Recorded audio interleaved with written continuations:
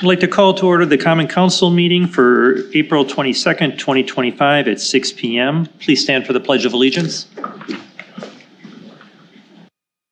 I pledge allegiance to the flag of the United States of America and to the republic for which it stands, one nation, under God, indivisible, with liberty and justice for all. Attendance roll call. Alderpersons Wolf, Here. Hamel, Here. Decker, Here. Bryce, here, Schrader, here, Dilge, Here. Madden, here. We have a quorum present. Thank you. Statement of public notice. This meeting was noticed in accordance with the open meeting law on Thursday, April 17th, 2025, and amended and reposted on Monday, April 21st, 2025. Thank you. Public comments. We have no cards. Communications from the mayor's office. One part of business. I don't see this meeting going past 6:30, but if it does, Alderman Schrader just has to excuse herself. So if she gets up and walks out, that's why. And then I have an announcement. As your mayor, I believe in transparency and accountability, and that means owning up when things don't go as it should. In 2023, during the budgeting process for a 2024 water and road project, staff made an error in filling out a capital budget request form and related booklets. This resulted in a $1 million funding shortfall not being clearly reflected in the 2024 water utility budget. The good news is that the project was funded properly using a federal grant and the water utility fund balance, which is specifically reserved for this type of infrastructure work. No property tax dollars were used, and the project ultimately came in under budget. This will not impact property taxes. That said, the documentation and budget approval error was not caught until after the contract had been awarded and the project had already started in the spring of 2024. While the Common Council had approved the full cost of the project and these costs had been discussed publicly multiple times, the specific budget form should have been more accurate and accounted for and been accounted for those planned expenditures. That's on me. As mayor, I take full responsibility for this. We first discussed this publicly with the Common Council in October and then again in more detail a few weeks ago in a closed session. Since then, we've implemented new procedures to make sure this type of mistake doesn't happen again. So why bring this up now? Because I believe in being upfront with our residents. I regret how this error occurred and how it was communicated. Looking back, I would have handled this differently, and I want you to know that. I thank the community for our continued trust and support. That's all I have today. Consent agenda. Approval of the Common Council minutes from April 8th, 2025 and April 15th, 2025. Motion approved. Wait, I got to read them all. Oh, I'm sorry. It's consent. Oh, okay. Resolution 022-2025, resolution appointing Finance and Administration Director for the City of Muskego. Resolution 024-2025, appointment of citizen members to various boards, committees, and commissions. Resolution 025-2025, appointment of alderpersons to various boards and committees. Resolution 026-2025, appointment of a weed commissioner for the City of Muskego. Resolution 027-2025, declaring certain weeds to be noxious in the City of Muskego. Resolution 028-2025, a resolution declaring May 10th, 2025 as World Migratory Bird Day. Resolution 029-2025, reapproval of a preliminary plot for Kirkland Crossing subdivision. LLC subdivision, sorry. And that's all of them. Motion approved. Could I ask that one item be pulled from the, Which one? the approval of the Common Council minutes to be pulled and discussed separately? All right. Anything else? Did I get a second? Second. All right. Discussion? All those in favor say aye. Aye. Aye. Opposed? Consent agenda passes. Approval of the Common Council minutes from April 8th, 2025 and April 15th, 2025. Move to approve. Second. Yeah.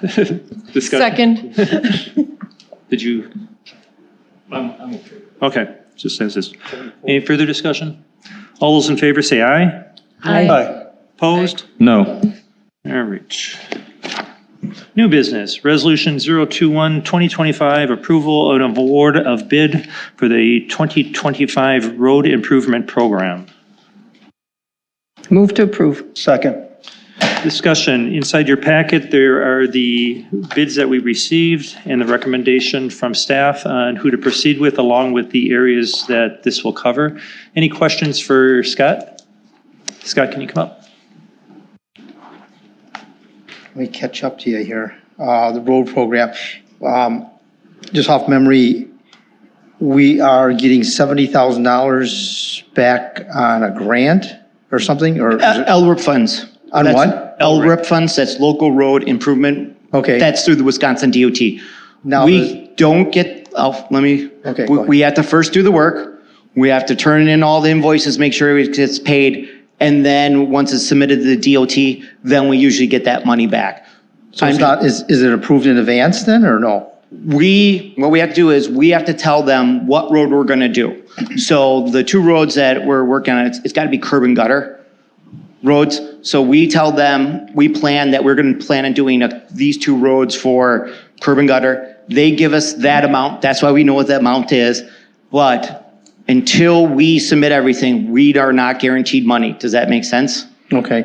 And the reason I bring that up is that when I went through the package in there, Scenic Drive was in The bid, but we're not doing it. and it was $104,000 or something.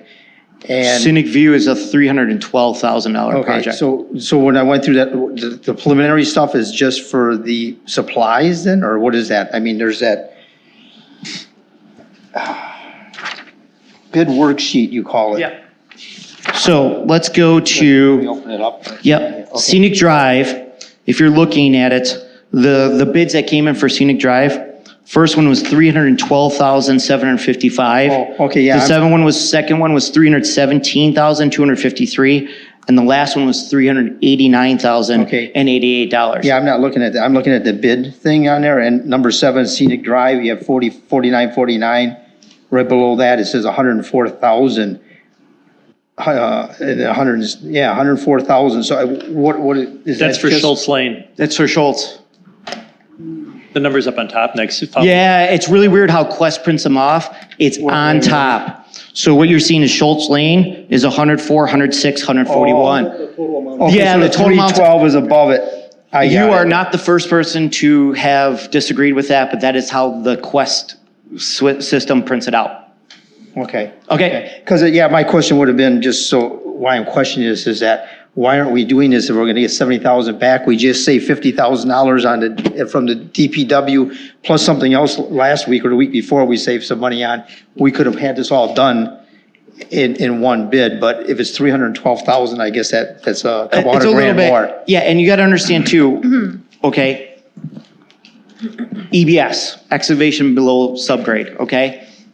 We don't know until we start getting into it. So we always have a little fluff because last year, why we couldn't finish Woodland Place is because we had so much EBS on it that we just have to do the road this year instead of last year. So we kind of being a little cautious just because we got some soil borings out there and we want to make sure that we don't come back to you and ask for.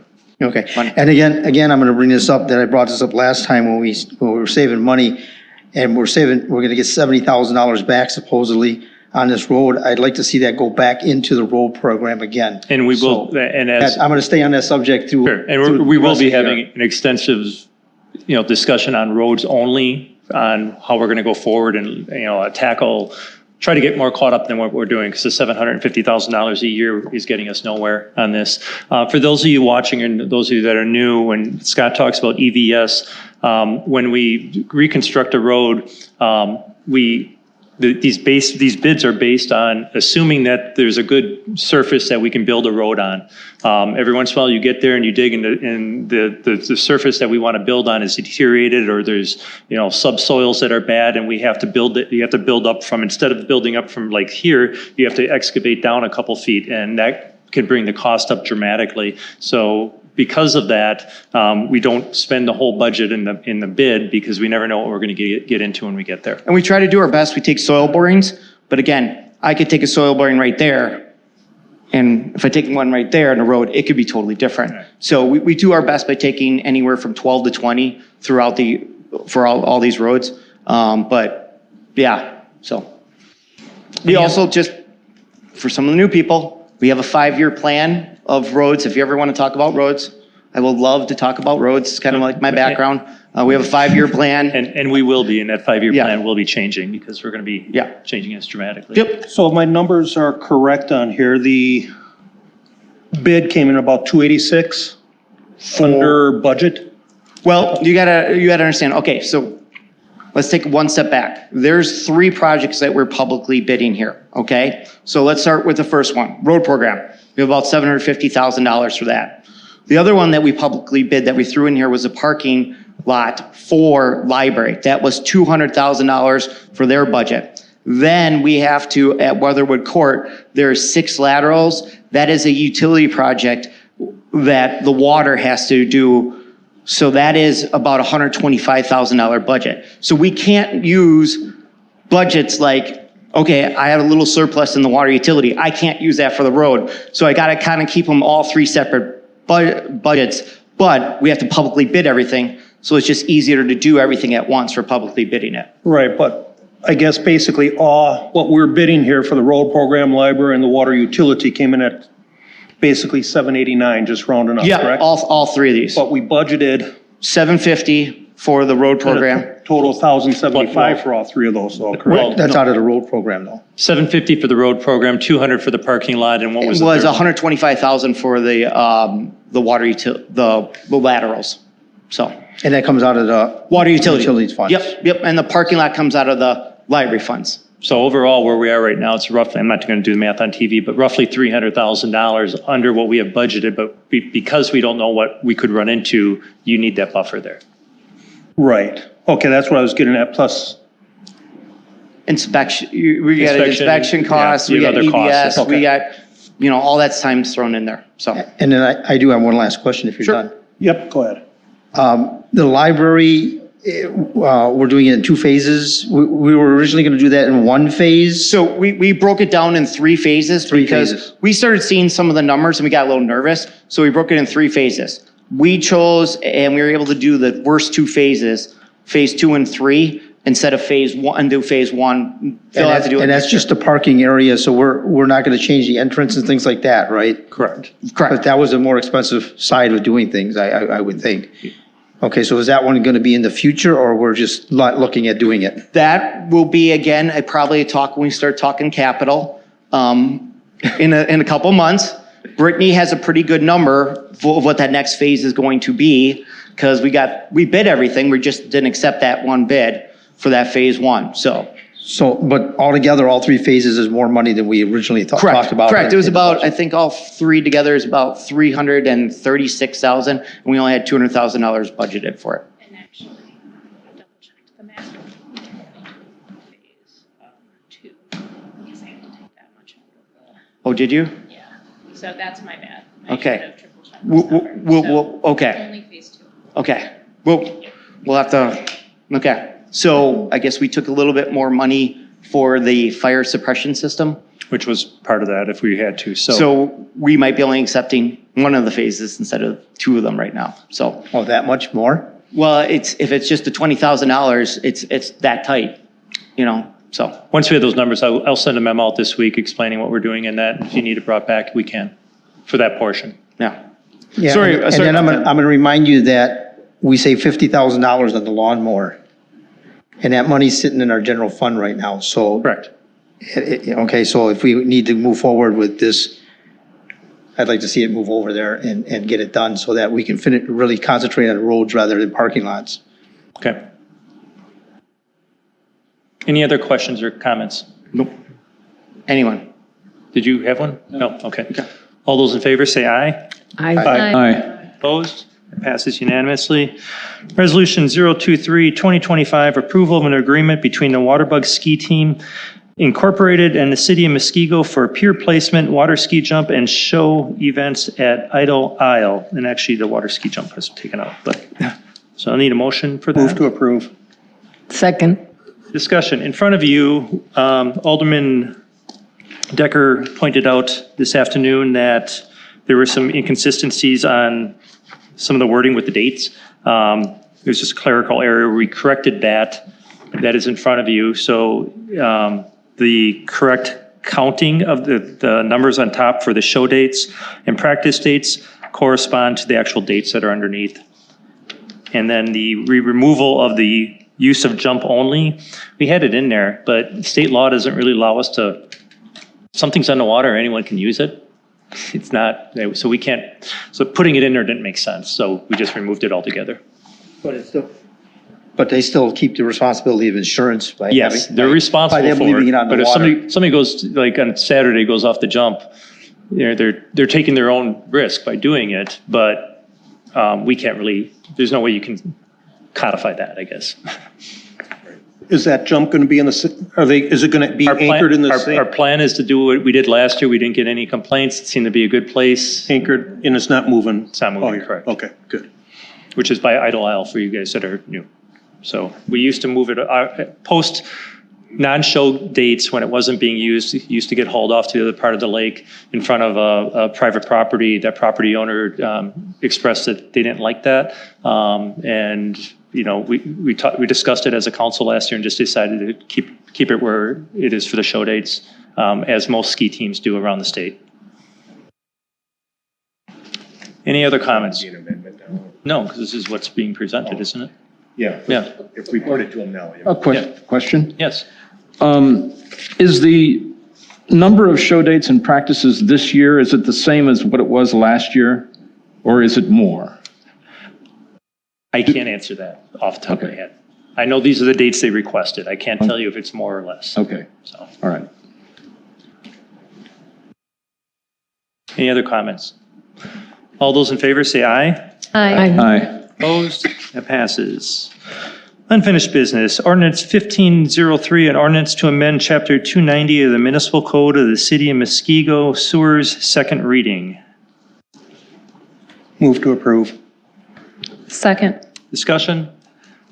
This is an ordinance that we are putting in place. We require mainly businesses, right, Jeff? All business. Yeah, but this only affects businesses, right? Businesses to fill out an annual survey that talks about their employee count and everything else, and that's what we base their sewer capacity charges on. So like you as homeowners get charged what's considered one rec, and residential equivalency capacity, I think that's close enough on the acronym. Businesses get charged multiples of that because we assume a home's going to have like an average amount of people in it. And then businesses, if they have, say, like 25 people in it, well, they should be charged probably twice. They're going to be using the sewer system twice as much as a home. There's a formula out there. Anyway, we require them to fill out an annual survey for this, and we've been having problems getting those surveys back. So while this does have some penalty phase of if they don't fill it back, our goal is not to penalize businesses. It's really just to have some other stick to try to get them, to motivate them to fill out their form and get it back to us. All we want is compliance. So before this, there is some businesses that, there's one that's being sold right now that took forever. They would never fill it out. And now at closing, they're playing catch up, but it's not good for our process. So that's why we're doing this. Alderman Hamel. Is anyone exempt from direct charges? You say businesses, Businesses, churches, non-residentials. How's that? Does that sound better? so they're exempt from that? No. Or they are This- not, so no. nobody? Nobody oh, except for homes. Single-family Okay. homes are the only ones that don't pay this. Okay, I mean, they pay it, but they don't have to fill out you don't fill out an annual Right, one for no, your house. exactly, You don't yeah, charge it was people for having just- more kids or less yeah. kids or, yeah. just wondering what our definition of a business was on that. So basically, Scott might be able to answer that. There's a chart. Yeah. So it's any business that it's in there, but it's got to be in the Milwaukee Metropolitan Sewer District area. Yes. Okay, why I say that is, if you're on you're on down towards the southwest corner, that sewage goes to town of Norway. So this concept does not apply to that. It applies for the businesses and the single-family homes that are in the Milwaukee Metropolitan Sewer District in the city of Muskego, and they're hooked up to the sewer utility. Does that make sense? But there's no exemptions of like, if I'm a church, I don't do this. Every business does this. Well, single-family homes do it. They don't have to fill out the survey, but they still have to. They still pay the fee. They still pay the fee, Right. but they only have to pay one. What And about- theirs doesn't adjust over the time. What about apartments? Apartments? How does that work? Apartments, yes, they still have to do it. Do they do an annual? Apartments don't, they do. No, It's a one time. one-time fee, but if it's a four-family, they get charged, X amount based on what their capacity is at, It's when they only get because occupancy. businesses grow. Yeah, that's the concept. Like, what's an easy one to talk about? Well, car wash. Car washes, or you know what, local. The local was just a bar before, but now that it's become a very popular restaurant, they kind of changed the concept a little bit, and they added more. They grew a little bit, and their growth was one of them that we had to charge. Now their growth was only like a 0.25 rec, but it's just a little bit smaller. If you look at Jackson Chips, they keep expanding. As they keep expanding in the place, that survey is going to say, guess what? You had 20 employees, now you have 40 employees. You're going to have to be charged a little bit more. Does that make sense? So basically what We also look at the type of business they are. So car wash may not have any Correct. employees to, say 5, but they're large users of this. So it's a combination of not only employees, but we look at their water usage. Footprint, and- sure. And sewer discharge, so. Yeah. So basically all we're doing is we're adding this into our, whatever we. It's our municipal code. Yeah. Yep. Okay. And my plan is to follow what I do in other ordinance violations. It's $124 per day, and then that can add up to a lot. But if you come in to municipal court and you show me you'll comply, it's usually a one-day, $124 fine.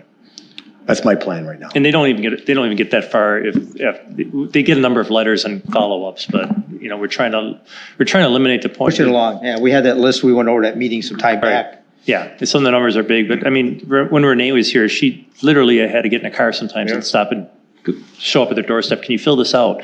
We shouldn't have to do that. All right. All those in favor say aye. Aye. Opposed? That passes. License approval. Approval for a full-service retail outlet for Eagle Trace Brewing Company, LLC, DBA Eagle Park Brewing at Veterans Memorial Park, W182 South 8200 Racine Avenue for Jammin' in the Park to be held on June 6th, 2025 from 5 p.m. until 9 p.m. Move to approve. Second. Discussion? Seeing none, all those in favor say aye. Aye. Opposed? That passes. Voucher approval.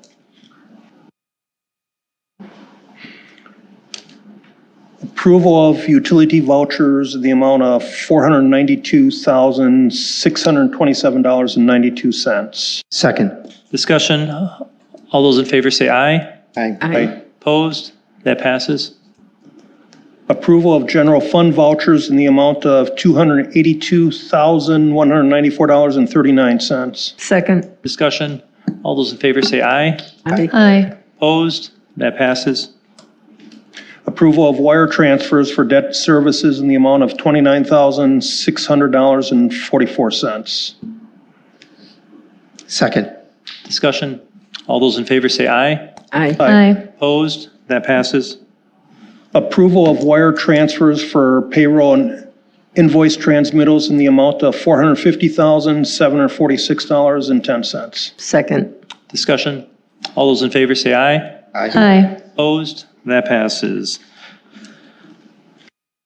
Review of committee reports. The Finance Committee meeting minutes from March 25th are in front of you for your perusal. Communications miscellaneous business. Any updates from the liaisons? Thought Alderman Kabaki would show up and tell us about the Historical Society, but he's not here. A motion to adjourn would be in order. So moved. Second. All those in favor? I had a question. We aren't talking about any future business? What? Well, It's future not on the agendas? agenda. Future I can agenda? talk after. I need a motion to adjourn. Did we get one? So moved. Second? Who's second? Second. All those in favor say aye. Aye. Aye. Opposed? We're adjourned at 6:25.